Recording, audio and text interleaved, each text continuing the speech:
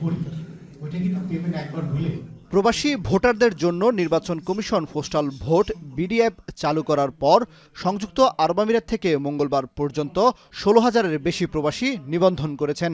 প্রথমে ডিসেম্বরের মাঝামাঝি পর্যন্ত ভোটার নিবন্ধনের সময়সীমা নির্ধারণ করা হলেও পরে তা বাতিল করা হয়।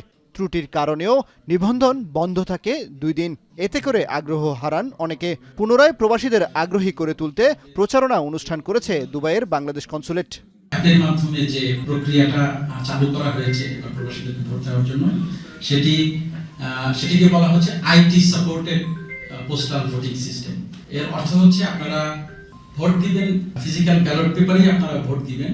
আপনার ভোট আপনি রেজিস্ট্রেশনের ব্যাপারে হয়তো আপনার অন্য কারো হেল্প লাগতে পারে, কিন্তু আপনি ভোটটি কাকে দিলেন এটি কারোর সঙ্গে শেয়ার করবেন না, এইটা ছবি তুলে আবার আরেকজনকে দেখাবেন না। এ সময় নিবন্ধন নিয়ে নানা ভোগান্তির কথা তুলে ধরেন প্রবাসীরা। নিজের ঠিকানায় পোস্টাল কোড না থাকায় ভোটার হবার বিষয়েও পরিষ্কার নয় কেউ কেউ। জাতীয় পরিচয়পত্র ইনপুট দিতে না পারারও অভিযোগ তাদের।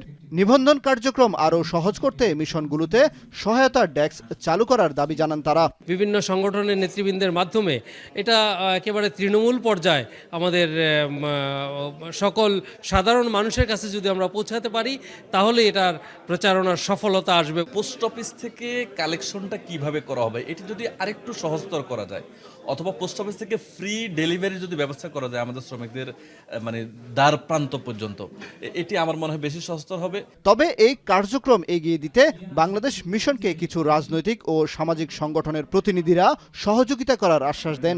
মিশন ও নির্বাচন কমিশনের উদ্যোগ সফল করতে সকলের সহযোগিতা কামনা করে। কামরুল হাসান জনি, এখন।